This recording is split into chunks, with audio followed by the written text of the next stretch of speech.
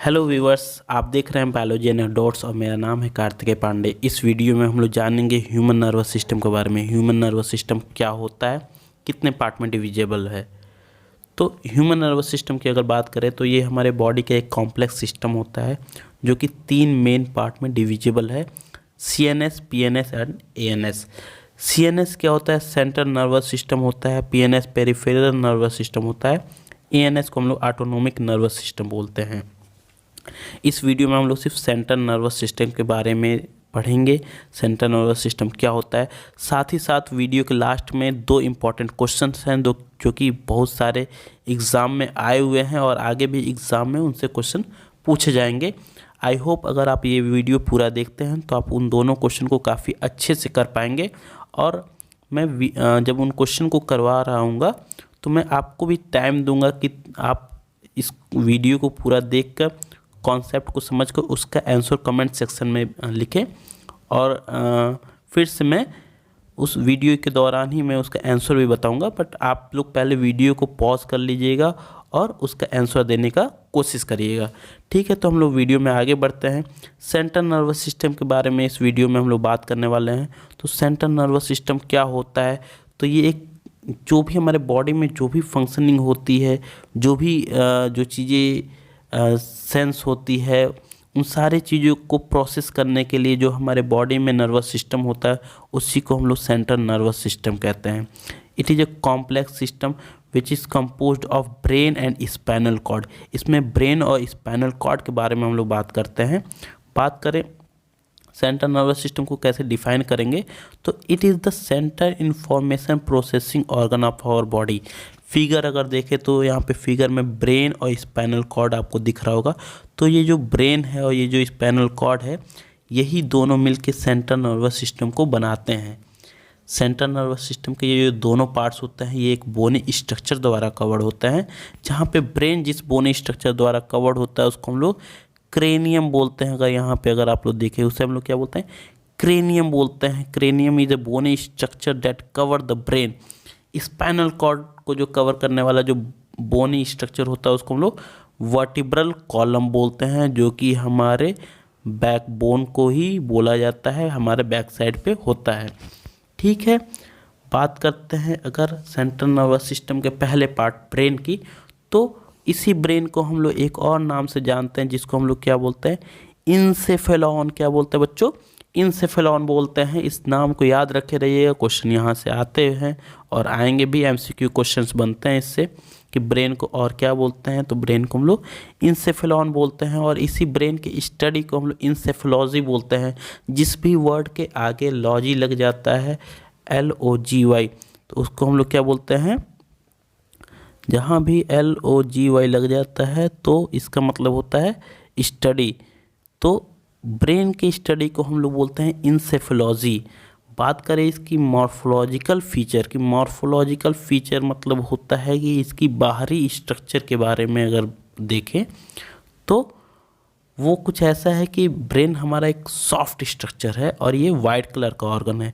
इसका wait 1.2 to 1.14 kg होता है। यहाँ पे मैंने गलती से 14 kg लिख दिया है, बट 1.2 to 1.4 kg होता है इसका वेट। और ये जो ब्रेन होता है ये काफ़ी सॉफ्ट स्ट्रक्चर होता है। यहाँ पे जैसे लिखा हुआ है ब्रेन एक सॉफ्ट स्ट्रक्चर होता है, तो इसको काफ़ी कवरिंग की ज़रूरत होती है। और ये जो कवरिंग होती है ये 3 मेम्ब्रेनस स्ट्रक्चर द्वारा होता है। वो 3 मेम्ब्रेनस स्ट्रक्चर को हम लोग एक साथ मेनिंजेस बोलते हैं। और वो 3 जो कवरिंग होती है वो इस तरीके से अरेंज होती है, एक सरफेस बाय सरफेस के अकॉर्डिंग अरेंज होती है। तो अगर यहाँ पे अगर आप फिगर देखें तो जो सबसे आउटर वाली जो मेम्ब्रेनस स्ट्रक्चर है उसको हम लोग क्या बोलते हैं? ड्यूरामीटर बोलते हैं। अगर यहाँ पे अगर आप ध्यान दें तो यहाँ पे ये जो रेड पोर्शन दिख रहे हैं ये ब्रेन है, और ब्रेन के आगे ये कवरिंग है ब्रेन की, जिसमें अलग अलग मेम्ब्रेनस स्ट्रक्चर भी हैं। साथ ही साथ बीच में देखिए मेम्ब्रेनस स्ट्रक्चर के बीच में तो फ्लूइड भी भरा पड़ा है। तो जो सबसे आउटर मेम्ब्रेनस स्ट्रक्चर है, मैनिंग्स है, उसको हम लोग ड्यूरामीटर बोलते हैं। और उसके बाद आप देखिए तो फ्लूइड बीच में भरा हुआ है। उस फ्लूइड के बाद देखें तो एरेक्नोइड है, जो कि मिडिल में प्रेजेंट होता है जो मेरे मेम्ब्रेनस स्ट्रक्चर, उसको हम लोग एरेक्नोइड बोलते हैं। और जो सबसे अंदर जो स्ट्रक्चर प्रेजेंट है उसको हम लोग पिया मीटर बोलते हैं। ये 3 मेम्ब्रेनस स्ट्रक्चर है। जो सबसे आउटर वाला है उसको हम लोग ड्यूरा मीटर बोलते हैं, जो बीच वाला है वो एरेक्नोइड है, और जो अंदर वाला है वो क्या है, पिया मीटर है। तो ब्रेन बता दिया गया है कि सॉफ्ट स्ट्रक्चर है, तो सॉफ्ट चीज़ों को तो एक प्रोटेक्शन चाहिए ही रहता है, अदरवाइज वो ब्रेन डैमेज भी हो सकता है चोट लगने की वजह से। तो ये जो मेम्ब्रेनस स्ट्रक्चर है, ये सिर्फ मेम्ब्रेनस स्ट्रक्चर ही से नहीं प्रोटेक्टेड होता है, इन मेम्ब्रेनस स्ट्रक्चर के बीच में फ्लूइड भी भरा हुआ है, जो आप यहाँ पे देख सकते हैं जहाँ मैं इंडिकेट कर रहा हूँ। तो इसी फ्लूइड को कहते हैं सेरिब्रो स्पाइनल फ्लूइड।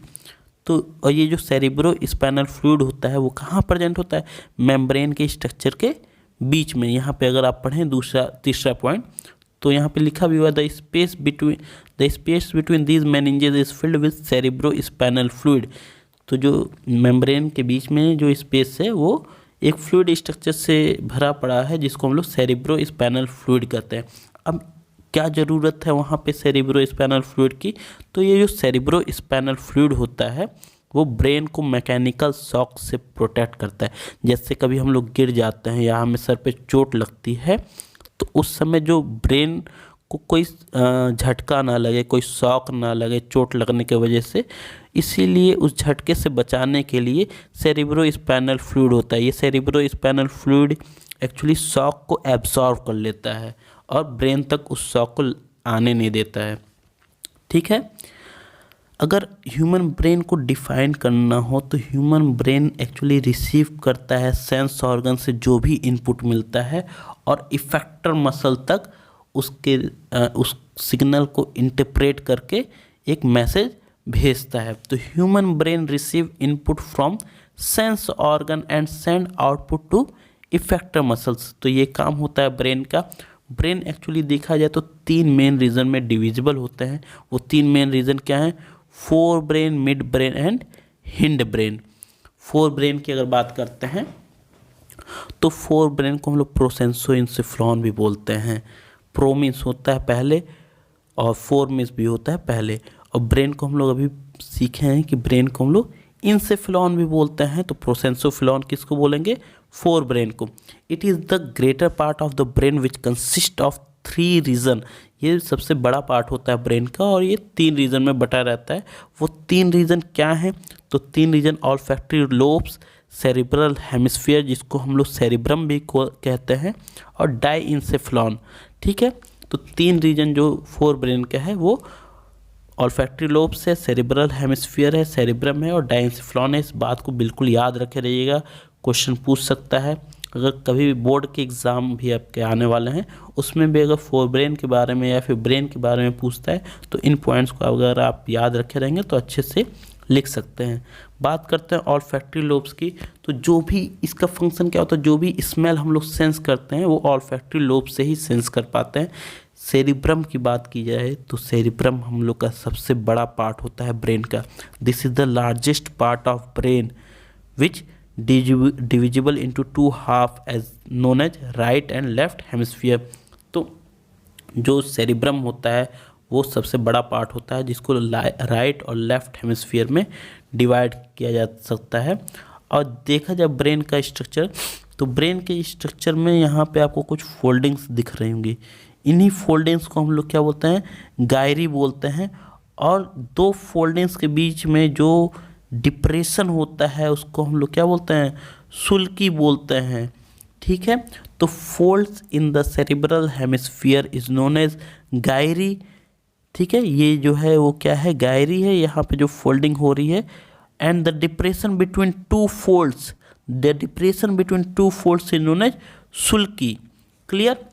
बात करते हैं एक हेमिस्फीयर की। अगर राइट हेमिस्फीयर की बात करते हैं तो राइट हेमिस्फीयर आपका 4 लोब्स में बटा रहता है। अगर आप यहाँ पे ध्यान दें, ये ब्रेन का राइट पोर्शन है।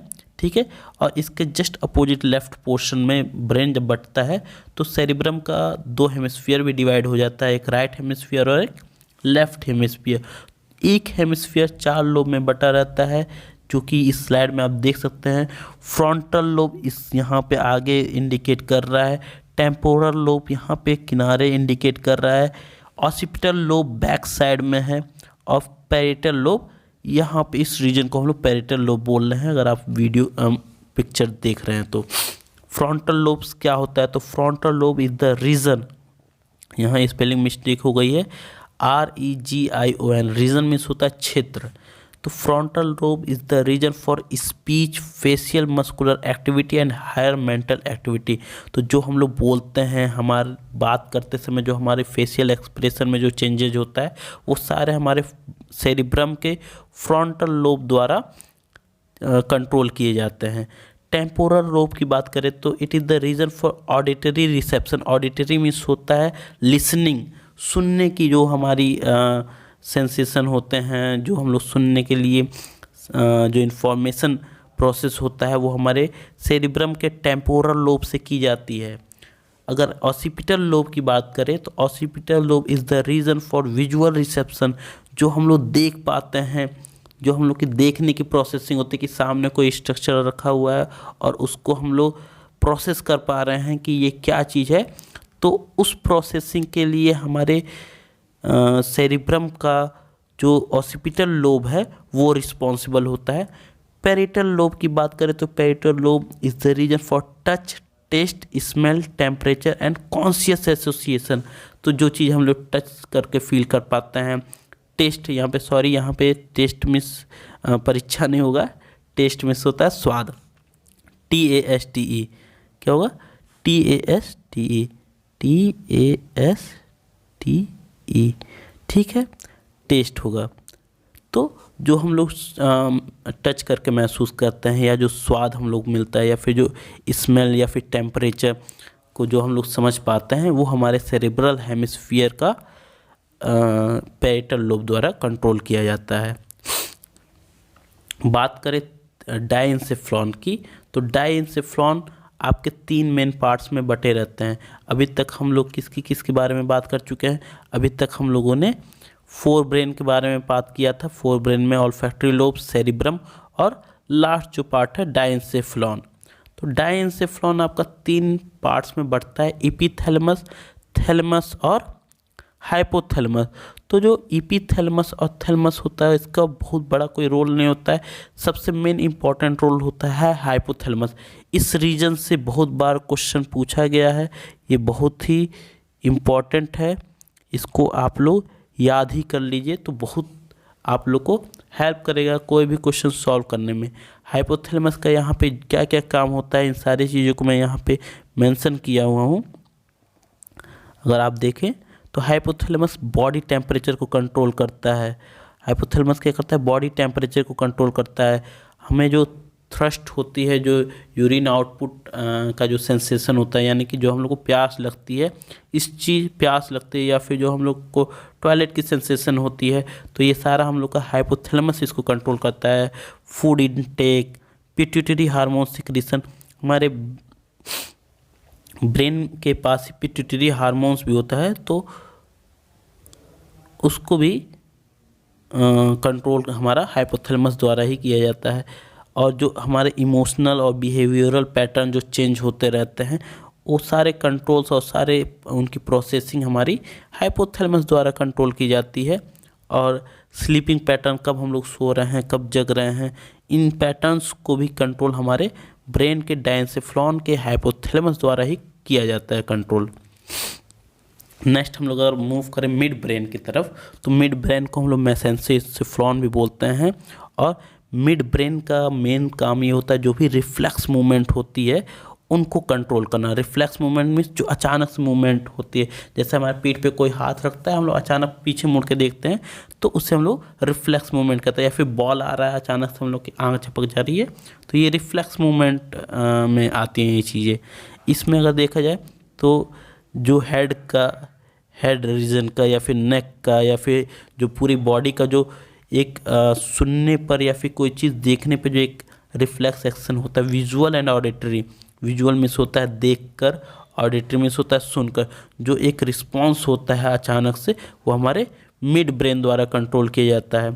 बात करें आई मसल्स में भी जो चेंजेज होते हैं, जैसे कभी कभी कोई बात सुनकर अचानक से हम लोग की आंखें बड़ी हो जाती हैं, या फिर कोई चीज़ ऐसा देखते हैं डर जाते हैं तो आंखें बड़ी हो जाती है, या फिर कोई चीज़ देख के हम लोग की आंखें छोटी हो जाती है, पुतली जो हमारी आइरिस होती है वो छोटी हो जाती है, तो वो भी हमारे मिड ब्रेन द्वारा कंट्रोल किए जाते हैं। यहाँ पे अगर आप फिगर देखें तो अभी मैं गाइरस और सुल्की के भी बारे में बात कर रहा था। सेरिब्रल हेमिस्फीयर में जो फोल्डिंग होती हैं उसको हम लोग क्या बोलते थे, गायरस बोलते थे। गायरी उसका प्लूरल है, तो यहाँ पे आप देख सकते हैं गायरी किसको बोला जाता है, तो इस फोल्डिंग को गायरी बोला जाता है। और इस दो फोल्डिंग के बीच में जो डिप्रेशन है उसको हम लोग सुल्कस बोलते हैं। और ये आपका फोर ब्रेन, यहाँ पे पूरा फोर ब्रेन का पार्ट है। फोर ब्रेन में ऑल्फैक्टरी लोब्स, सेरिब्रम और डायंसेफ्लॉन के बारे में हम लोगों ने पढ़ा था। मिड ब्रेन यहाँ पे सिचुएटेड है, मिड ब्रेन को आप लोग ध्यान से देख सकते हैं। और हिंड ब्रेन आपका लास्ट में यहाँ पे है। हिंड ब्रेन का भी हम लोग आगे भी डिस्कस करने वाले हैं। हिंड ब्रेन में हम लोग पॉन्स के बारे में, सेरिबेलम के बारे में, मेडुला ऑब्लंगेटा के बारे में पढ़ते हैं। देखिए यही हिंड ब्रेन से ही एसोसिएट आपका होता है स्पाइनल कॉर्ड, जो कि मेडुला से एक्सटेंड करके आता है, ध्यान से अगर आप देखें तो। और इस फिगर में अगर आप देखें तो इस फिगर में आपको स्पाइनल कॉर्ड दिखाया जा रहा है। ये रेड कलर का जो आप देख रहे हैं ये स्पाइनल कॉर्ड है, जो कि एक वाइटिश स्ट्रक्चर जो आप देख रहे हैं ये आपका वर्टिब्रल कॉलम है। ये बोनी स्ट्रक्चर है जिसके अंदर ये स्पाइनल कॉर्ड दिख रहा होगा आपको। यहाँ पे आपको स्पाइनल कॉर्ड क्लियर विजन में देख सकते हैं। ठीक है, मूव करते हैं नेक्स्ट स्लाइड में, जहाँ पे हम लोग हिंड ब्रेन या फिर रोमेंसेंसेफ्लॉन के बारे में पढ़ेंगे। हिंड ब्रेन भी आपका 3 पार्ट में बटा रहता है। अभी मैंने आपको डायग्राम में दिखाया था, सेरिबेलम, पोंस वैरोली और मेडुला ऑब्लंगेटा। सेरिबेलम का क्या काम होता है, तो सेरिब्रम हम लोग का पोस्चर मेंटेन करता है, कैसे हम लोग बैठ रहे हैं, कैसे चल रहे हैं, कैसे उठ रहे हैं, तो हमारी बॉडी की क्या पोस्चर है, क्या रहन सहन जिसको कहते हैं, किस तरीके से हमारी बॉडी अपने एक शेप में रहती है, इस चीज़ को हम लोग पोस्चर बोलते हैं। और उस चीज़ को मेंटेन हमारा सेरिबेलम करता है, जो कि हिंड ब्रेन का पार्ट है। इस चीज़ को बिल्कुल पॉइंट करिएगा, क्वेश्चन बहुत सारे इससे बने हुए हैं। तो पोस्चर को, इक्विलिब्रियम को और मसल स्टोन को, मसल स्टोन इसको कहते हैं जब हम लोग अपना हाथ बंद करते हैं तो हमारी जो मसल में जो कॉन्ट्रैक्शन होती है और जो एक जो हम लोग की आर्म में स्वेलिंग होती है, स्वेलिंग इन द सेंस कि जो मसल फूलता है उसको, तो ये जो चेंजेज होते हैं हमारे मसल्स में, हमारी बॉडी के जब हम लोग बैठते हैं या फिर खड़े होते हैं या फिर चलते हैं, तो इस समय जो मस्कुलर चेंजेस होते रहते हैं, इन सारी चीज़ों को कंट्रोल हमारा सेरिबेलम करता है। बात करें पोंस वैरोली की, तो पोंस वैरोली एक्चुअली मेडुला ऑब्लंगेटा और जो मिड ब्रेन होता है उसके बीच में ब्रिजिंग का काम करता है, बस यही एक फंक्शन होता है। और मेडुला ऑब्लंगेटा को देखा जाए तो मेडुला ऑब्लंगेटा हिंड ब्रेन का पार्ट होता है, और ये जितने भी इनवॉलेंट्री फंक्शंस होते हैं उनको कंट्रोल करता है। इनवॉलेंट्री फंक्शन उसे कहते हैं जो फंक्शन हमारे विल के अकॉर्डिंग, हमारे इच्छा के अकॉर्डिंग नहीं होते हैं, उन्हें हम लोग इनवॉलेंट्री फंक्शन कहते हैं। जैसे आप लोग देख सकते हैं यहाँ पे लिखा भी हुआ है, हार्ट बीट को कंट्रोल करता है, ब्रीदिंग मूवमेंट को कंट्रोल करता है, ब्लड वेसल्स जो कि ब्लड कैरी करते हैं उनके कंट्रैक्शन और एक्सपेंशन को कंट्रोल करता है, स्वेलिंग को कंट्रोल करता है, कफिंग को कंट्रोल करता है, स्नीजिंग को, स्वेलिंग मीन्स होता है किसी चीज़ को निगलना, कफिंग मीन्स होता है खांसना, स्नीजिंग मीन्स होता है छींकना। और ये सारे फंक्शन कैसे हैं, इनवॉलेंट्री हैं, और इन सारे को मेडुला ऑब्लंगेटा कंट्रोल करता है। तो अभी तक हम लोगों ने ब्रेन के बारे में पढ़ लिया। अब आता है स्पाइनल कॉर्ड। स्पाइनल कॉर्ड क्या होता है, तो ये दूसरा पार्ट होता है सेंट्रल नर्वस सिस्टम का। सेंट्रल नर्वस सिस्टम का ये दूसरा पार्ट होता है, और ये जिस बोन स्ट्रक्चर में इंक्लोज रहता है उसी को हम लोग वर्टिब्रल कॉलम कहते हैं, जो कि आप इस फिगर में देख सकते हैं। अभी पीछे के फिगर में भी मैंने दिखाया था कि इसी तरीके का वाइटिश स्ट्रक्चर था जिसके बीच से रेड कलर का स्ट्रक्चर जाता है, और वही रेड कलर का स्ट्रक्चर क्या था, आपका स्पाइनल कॉर्ड था। तो स्पाइनल कॉर्ड के बारे में अगर हम लोग पढ़ें तो spinal cord begins in the continuation with medulla oblongata of the brain, जो कि मैंने आपको पहले भी बता चुका है। तो मेडुला ऑब्लंगेटा का जो कंटिन्यूएशन होता है वही स्पाइनल कॉर्ड का बिगिनिंग होता है, वहीं से स्पाइनल कॉर्ड निकल के आती है। और जो स्पाइनल कॉर्ड होते हैं इसमें लगभग 31 पेयर ऑफ स्पाइनल नर्व्स पाए जाते हैं। और ये स्पाइनल नर्व्स क्या होते हैं, वो नर्व्स जो कि स्पाइनल कॉर्ड से अटैच होते हैं उन्हीं को स्पाइनल नर्व बोलते हैं। और ये 31 पेयर में डिविजिबल होते हैं। और ये जो 31 पेयर होता है उसमें से 8 पेयर आपके क्रेनियन नर्व्स होते हैं। क्रेनियन नर्व्स मीन्स जो कि ब्रेन से एसोसिएटेड हो। क्रेनियल में बताया था, ब्रेन का जो आउटर मोस्ट कवरिंग होता है बोनी स्ट्रक्चर, उसको हम लोग क्रेनियम कहते हैं। तो वहाँ से आप ये टर्म समझ सकते हैं। Cranial nerves means that nerve that are associated with brain. तो 8 पेयर ऑफ नर्व्स आपके जो ब्रेन से एसोसिएटेड होते हैं उनको क्रेनियन नर्व्स कहते हैं। 12 पेयर ऑफ थोरेसिक नर्व जो कि हमारे जो चेस्ट रीजन होते हैं उनको हम लोग थोरेसिक पोर्शन बोलते हैं, थोरेक्स पोर्शन बोलते हैं। तो 12 पेयर वहाँ से एसोसिएट होते हैं। 5 पेयर ऑफ लंबर जो कमर होती है, और 5 पेयर ऑफ सैक्रल नर्व्स, कमर के नीचे वाले पोर्शन को सैक्रल पोर्शन बोलते हैं। तो इस तरीके से 31 pair of nerves spinal nerves arise होती हैं हमारे स्पाइनल कॉर्ड से। इसको आप लोग ध्यान रखिएगा, इससे भी क्वेश्चन आए हुए हैं। पूछा है कि क्रेनियन नर्व्स कितने नंबर में होते हैं, थोरेसिक नर्व्स कितने नंबर में होते हैं। तो इस पोर्शन को आप लोग याद कर लीजिएगा। स्पाइनल कॉर्ड का फंक्शन क्या है, तो spinal cord conduct sensory and motor impulse to and from the brain. तो जो भी सेंसरी नर्व्स जाते हैं तो उनको हमारे सेंस ऑर्गन से ब्रेन की तरफ, या फिर ब्रेन से जो मोटर न्यूरॉन के थ्रू जो मोटर इम्पल्स आते हैं इनको ये कंडक्ट करता है। एक्चुअली ये ब्रेन को एक्चुअली हेल्प करता है। और इसका दूसरा पार्ट क्या होता है, it act as a centre for reflex action. जो भी रिफ्लेक्स एक्शन होता है उनको भी ये कंट्रोल करता है।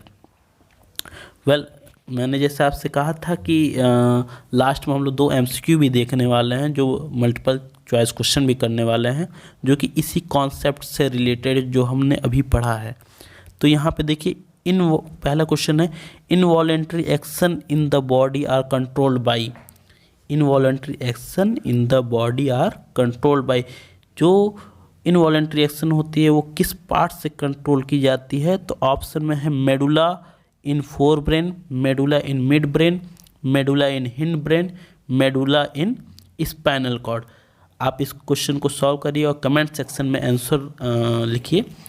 मैं आपको 1 सेकंड के लिए टाइम दे रहा हूँ, 2-3 सेकंड टाइम दे रहा हूँ, तब तक आप उसको लिखिए। अभी मैं बताता हूँ आपको इसका आंसर क्या है। तो मेडुला, अभी आपने पढ़ा था कि मेडुला आपका किस रीजन में पाया जाता है, तो मेडुला आपका हिंड ब्रेन में पाया जाता है। हिंड ब्रेन में आपको 3 पार्ट्स पढ़ने को मिले थे। वो क्या थे, पोन्स वेरोली थे, और ये मेडुला ऑब्लंगेटा था, और सेरिबेलम था। तो मेडुला आपका हिंड ब्रेन का पार्ट है, तो ऑप्शन सी आपका सही हो जाएगा। तो option C is the right answer. ठीक है, नेक्स्ट क्वेश्चन देखें। तो नेक्स्ट क्वेश्चन क्या है, posture and balance of the body is controlled by. तो पोस्चर और जो बैलेंस होता है बॉडी का वो किससे कंट्रोल होता है, तो ऑप्शन दिया हुआ है cerebrum, cerebellum, medulla and pons. आप आंसर दीजिए कमेंट सेक्शन में।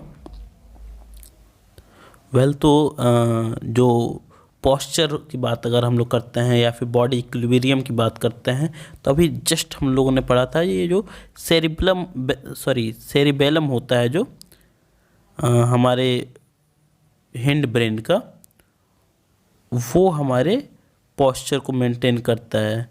तो ऑप्शन बी यहाँ पे सही ऑप्शन होगा। होप आपको ये वीडियो पसंद आई होगी। तो वीडियो को देखने के लिए थैंक्स। मिलते हैं नेक्स्ट वीडियो में, जहाँ पे हम लोग पेरिफेरल नर्वस सिस्टम और ऑटोनोमिक नर्वस सिस्टम के बारे में बात करेंगे। Thank you.